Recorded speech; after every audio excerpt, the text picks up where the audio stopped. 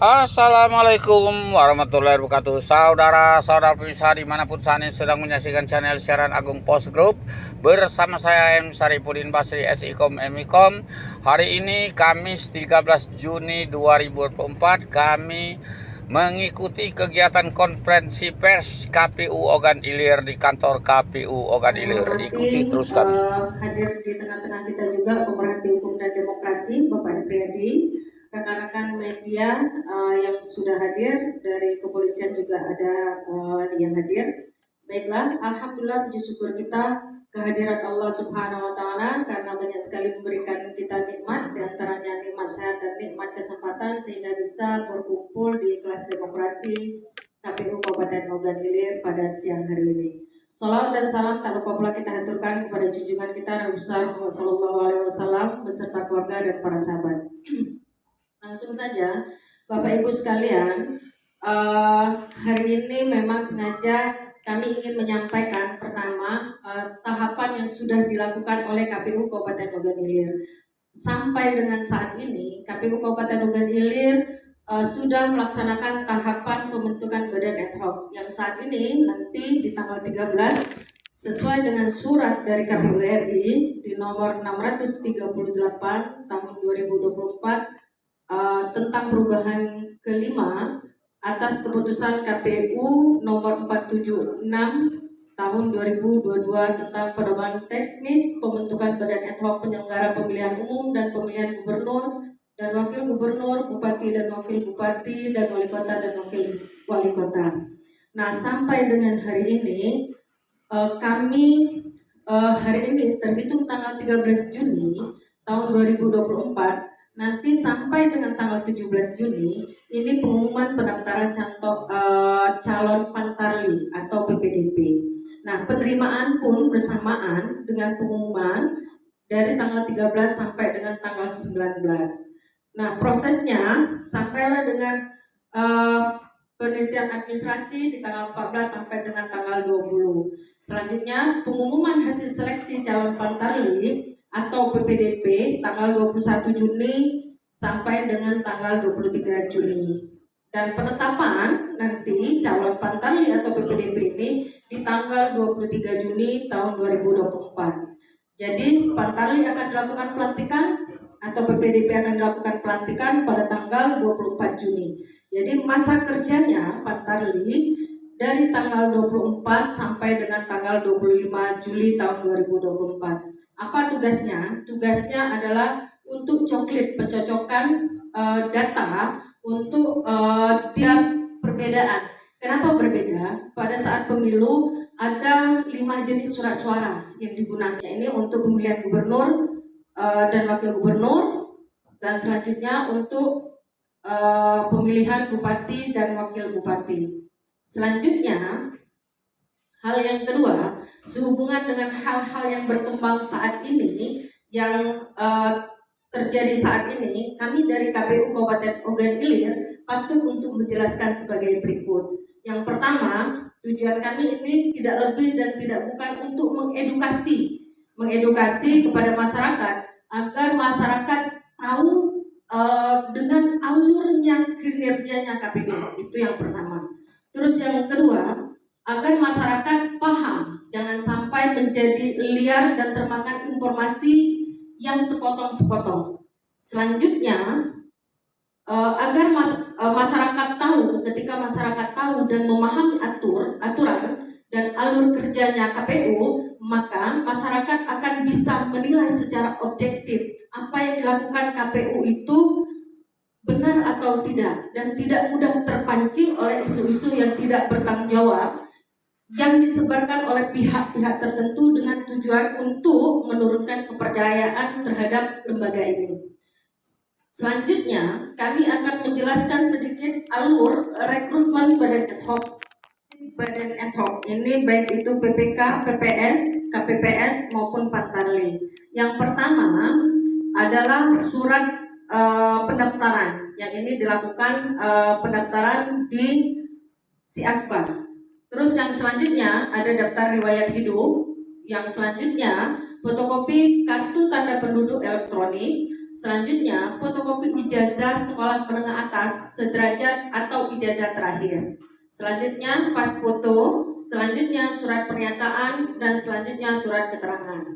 Nah, untuk penjelasan, kami jelaskan persyaratan untuk fotokopi kartu tanda penduduk ini untuk membuktikan yang bersangkutan adalah warga negara Indonesia. Selanjutnya, usia setidaknya sekurang-kurangnya paling rendah adalah 17 tahun untuk PPK dan PPS. Sedangkan untuk KPPS berusia paling rendah 17 tahun dan diutamakan paling tinggi 55 tahun bagi KPPS, diutamakan. Ini dibuktikan dengan kartu fotokopi KTP. Selanjutnya, setia kepada Pancasila sebagai dasar negara, Undang-Undang Dasar Negara Republik Indonesia tahun 1945, Negara Kesatuan Republik Indonesia, Bhinneka Tunggal Ika, dan cita-cita Proklamasi 17 Agustus 1945. Selanjutnya, mempunyai integritas pribadi yang kuat dan jujur, ini dengan surat pernyataan, tidak menjadi anggota partai politik atau tidak lagi menjadi anggota partai politik paling singkat 5 tahun. Untuk kelengkapan dokumennya, surat pernyataan bagi yang tidak menjadi anggota partai politik. Yang kedua, surat pernyataan atau surat keterangan dari partai politik yang bersangkutan bagi calon yang paling singkat 5 tahun tidak lagi menjadi anggota partai politik. Selanjutnya, berdomisili dalam wilayah kerja PPK, PPS, dan KPPS. Ini dibuktikan dengan KTP elektronik. Selanjutnya, mampu secara jasmani, rohani, dan bebas dari penyalahgunaan narkotika. Ini surat keterangan sehat secara jasmani dari puskesmas, rumah sakit, ataupun klinik. Dan selanjutnya, surat pernyataan tidak memiliki penyakit penyerta atau komorbid, surat pernyataan sehat secara rohani, dan surat pernyataan bebas dari penyalahgunaan narkotika. Selanjutnya, pendidikan paling rendah sekolah menengah atas atau sederajat. Ini kelengkapan dokumennya adalah fotokopi ijazah sekolah menengah atas, sederajat, ataupun ijazah terakhir. Selanjutnya, tidak pernah dipidana penjara berdasarkan putusan pengadilan. Ini juga surat pernyataan. Nah, untuk penjelasan persyaratan ada di halaman 10. Untuk penjelasan persyaratan kami bacakan ya. Dalam pemenuhan persyaratan tidak menjadi anggota partai politik atau tidak lagi menjadi anggota partai politik paling singkat 5 tahun sebagaimana dimaksud pada angka 1 huruf E. Juga termasuk di dalamnya tidak menjadi tim kampanye, tim pemenangan, atau saksi peserta pemilu atau pemilihan pada penyelenggaraan pemilu dan pemilihan paling singkat 5 tahun yang dibuktikan dengan surat pernyataan sebagaimana tercantum dalam lampiran 2. Dan kemudian dilakukan verifikasi dengan menggunakan sistem informasi partai politik atau SIPOL atau SIAKBA sebagai pemenuhan persyaratan tersebut. Selanjutnya di poin C, apabila dalam verifikasi dengan menggunakan sistem informasi partai politik atau SIPOL, mungkin rekan-rekan media lebih banyak pahamnya dengan istilah SIPOL, dan atau SIAKBA, ditemukan calon anggota PPK, PPS, dan KPPS terdaftar sebagai anggota partai politik tanpa sepengetahuan atau persetujuan yang bersangkutan, pemenuhan persyaratan sebagaimana dimaksud dalam huruf B dilengkapi dengan surat pernyataan yang memuat bahwa nama dan identitas yang bersangkutan digunakan untuk partai politik terkait tanpa sepengetahuan yang bersangkutan. Nah, ini untuk penjelasan singkat terhadap isu hal-hal yang berkembang saat ini. Jadi kami dari KPU Kabupaten Ogan Ilir secara administrasi sudah menjalankan regulasi yang diatur oleh KPU, bahwasannya yang melindungi apa yang kami lakukan. Jadi kalau seandainya ada seseorang yang meyakini dia dicatut, maka dia cukup melampirkan surat pernyataan bahwasanya nama yang bersangkutan dicatut, dan ini disampaikan kepada kami KPU. Nah, dan ini bermaterai. Selanjutnya, pada saat proses administrasi, kami dari KPU sudah membuka secara luas terhadap tanggapan masyarakat. Bagi masyarakat ingin memberikan saran dan masukan terhadap orang-orang yang kami luluskan secara administrasi pada saat proses tahapan rekrutmen badan ad hoc. Dan sampai dengan berakhirnya masa tahapan, tidak ada satupun tanggapan masyarakat yang masuk ke KPU Ogan Ilir secara resmi.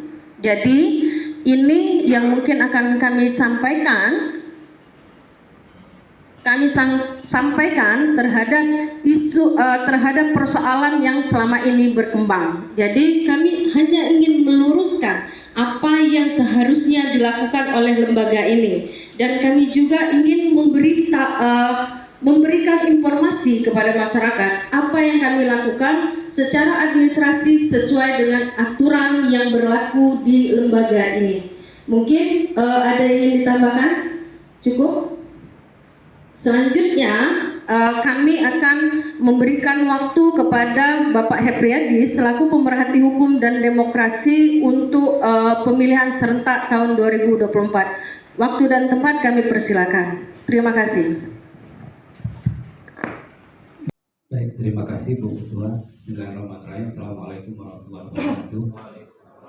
Selamat siang teman-teman media semuanya. Kemarin tanggal 10 Senin 10 Juni saya baru pulang dari Jakarta. Kebetulan saya mengikuti sidang putusan perkara di Mahkamah Konstitusi hari terakhir tanggal 10. Sorenya saya ditelepon bahwa hari Rabu bisa berkomunikasi dengan teman-teman di KPU Ogan Ilir. Jadi ini jadi background beberapa persoalan-persoalan yang muncul di KPU Kabupaten Ogan Ilir akhir-akhir ini. Sekaligus juga hari ini saya diminta untuk turut serta hadir dalam press conference hari ini dalam rangka melihat sejauh mana pandangan-pandangan hukum saya terhadap persoalan-persoalan yang sedang berkembang hari ini. Jadi bukan dalam kapasitas saya sebagai anggota KPU dan lain-lain ya. Jadi saya memang sudah tidak lagi menjadi anggota KPU Provinsi sejak tanggal 7 November 2024 yang lalu. Namun karena background saya adalah advokat, bahkan sebelum jadi anggota KPU saya juga advokat. Saya punya kantor advokat Hepriyadi SHMH dan rekan.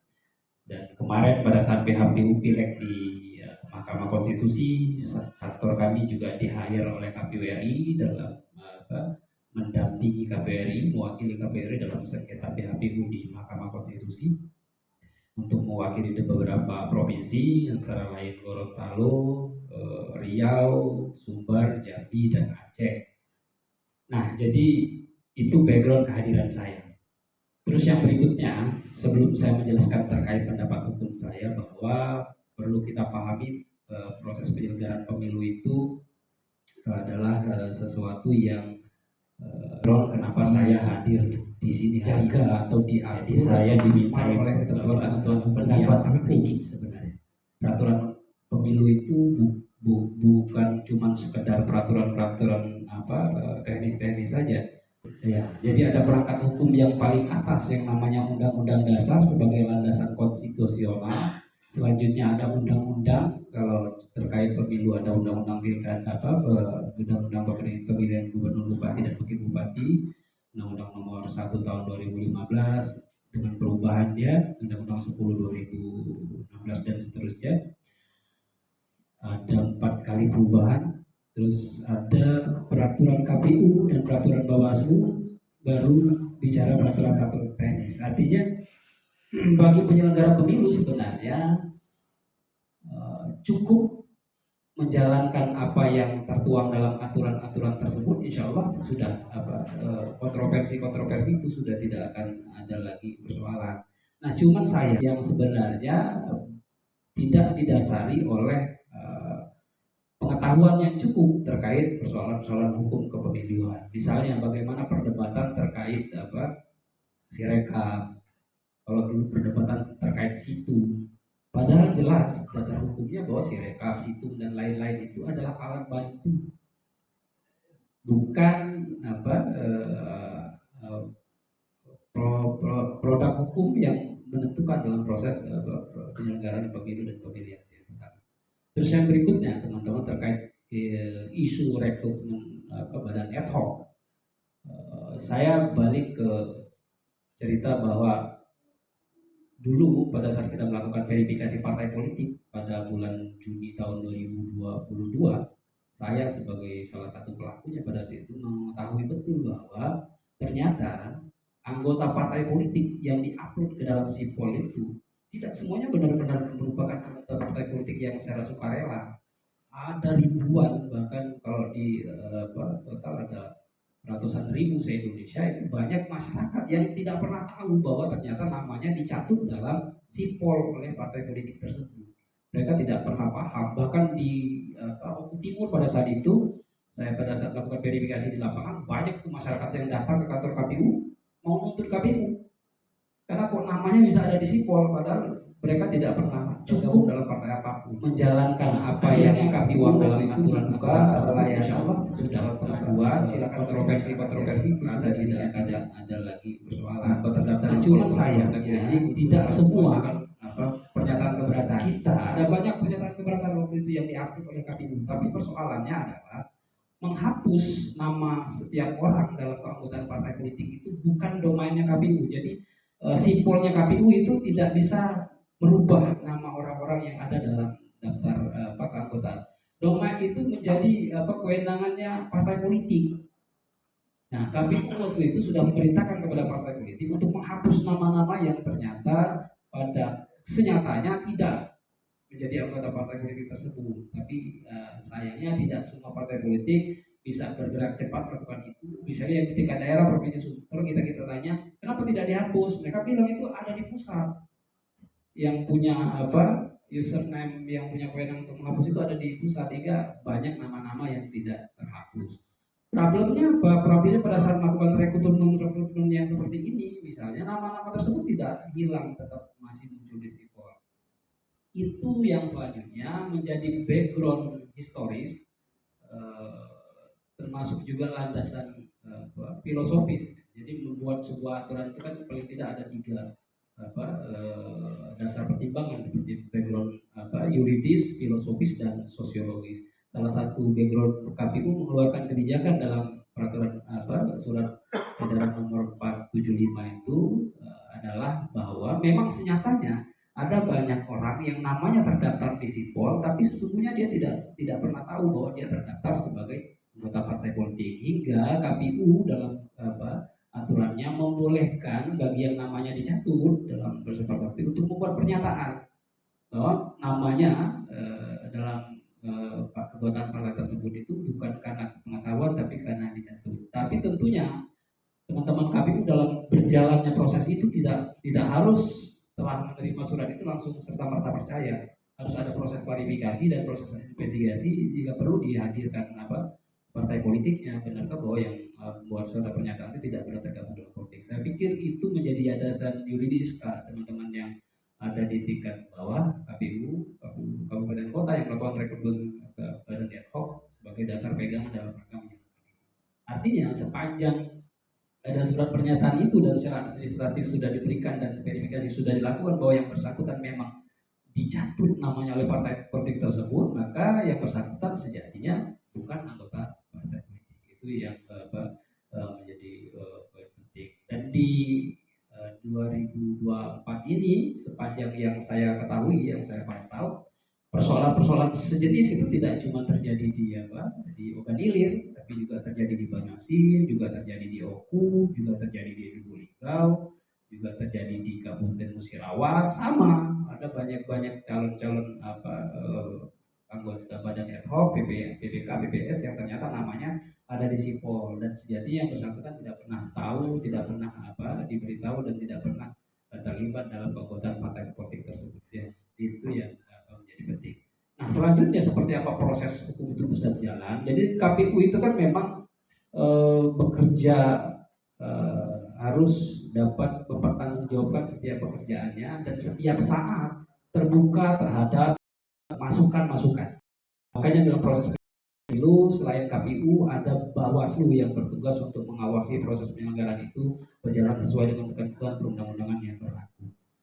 Mungkin teman-teman sebagian besar apalagi yang punya background sarjana hukum paham bahwa sebuah keputusan administratif yang dikeluarkan oleh pejabat administratif negara atau pejabat tata usaha negara itu adalah benar, adalah harus dianggap benar sebelum ada keputusan lain yang menyatakan berbeda. Nah, ini ada dalam Undang-Undang tentang Administrasi Negara dan ini yang menjadi dasar lahirnya ketentuan-ketentuan tentang peradilan tata usaha negara. Jadi sebuah putusan pejabat tata usaha negara itu dianggap benar sepanjang belum ada keputusan peradilan yang menyatakan bahwa keputusan itu salah. Ada sepanjang putusan tun belum menyatakan itu salah, itu putusannya benar. Kalau dalam proses penyelenggaraan pemilu bukan cuma putusan tun, ada juga putusan Bawaslu yang bisa menganulir sebuah putusan tun dianggap salah. Artinya sepanjang ada putusan itu sudah dikeluarkan, sebelum ada keputusan berikutnya yang bisa menganulir itu, maka putusan itu dianggap benar. Artinya proses penyelenggaraan pemilu itu memungkinkan dilakukan pembetulan sepanjang lembaga yang berwenang untuk merekomendasikan pembetulan itu mengeluarkan surat dengan tegas menyatakan itu. Nah, karena sejauh ini belum ada surat dari Bawaslu yang menyatakan bahwa proses rekrutmen itu keliru, ada pelanggaran administratif dan lain-lain, maka kita harus berpandangan bahwa sejauh ini yang sudah dilakukan oleh teman-teman KPU dalam proses rekrutmen itu sudah sesuai dengan ketentuan-ketentuan hukum yang ada. Itu yang kedua yang ingin saya sampaikan. Yang berikutnya, selaku pengamat hukum dan demokrasi dan juga mantan anggota KPU, saya berpandangan bahwa menyelenggarakan pemilu itu bukan cuma taktis dan teknis seperti apa proses itu berjalan dengan di lapangan, di angka rumput, tapi menyelenggarakan pemilu itu juga penting bagaimana menciptakan situasi yang baik, situasi yang kondusif, situasi yang sejuk di tengah masyarakat. Karena dengan terciptanya situasi yang sejuk, situasi yang baik di tengah masyarakat, masyarakat punya punya waktu yang luas, punya kesempatan yang luas untuk merekam visi misi, merekam program kerja, hingga masyarakat dalam menentukan pilihan baik itu dalam pemilu maupun pilkada itu benar-benar merupakan hasil proses yang rasional, bukan berdasarkan hal-hal yang bersifat emosional dan sesaat saja. Hingga pemilu ke depan akan melahirkan pemimpin-pemimpin daerah, pemimpin-pemimpin nasional yang memang sesuai dengan kebutuhan masyarakat pada umumnya. Mungkin itu pendapat kami terkait persoalan yang sedang berkembang. Sejatinya memang ini menjadi kewenangan teman-teman penyelenggara pemilu. Tugas kami hanyalah memberikan masukan-masukan hukum sesuai dengan ilmu pengetahuan yang kami miliki. Demikian, terima kasih. Assalamualaikum warahmatullahi wabarakatuh. Terima kasih Pak Epriyadi. Selanjutnya sampai dengan hari ini, hari keberapa? Hari kelima pasca putusan Bawaslu terhadap temuan ya, baik temuan. Di sini kan kami lihat ada status laporan. Yang pertama adanya pelanggaran administrasi, yang kedua ada pelanggaran kode etik. Sampai dengan saat ini KPU belum pernah menerima secara resmi kajian dan juga hasil dari putusan Bawaslu. Nah, kenapa hari ini kami sampaikan? Kenapa kemarin-kemarin kami tidak mengkanter berita ini itu dan segala macam? Kami dari penyelenggara, khususnya dari KPU, ingin tetap menjaga kondusivitas. Jangan sampai hal-hal ini menjadi liar. Makanya kami pengen semuanya tetap kondusif. Nah, di akhir setelah pasca putusan, kami baru mengeluarkan, memberikan informasi kepada halayak. Begini loh, ritme kerjanya KPU. Aturan yang digunakan di dalam KPU itu begini. Nah, jadi pasca dikeluarkannya putusan terhadap pelanggaran yang dilakukan oleh KPU sampai dengan detik ini, kami meyakini ya, rekan-rekan ya, sampai detik ini kami belum pernah menerima putusan dan kajian terhadap hal tersebut. Ya, karena di sini ada terkait pelanggaran administrasi yang dituangkan di dalam hasil di pemberitahuan Bawaslu. Terima kasih.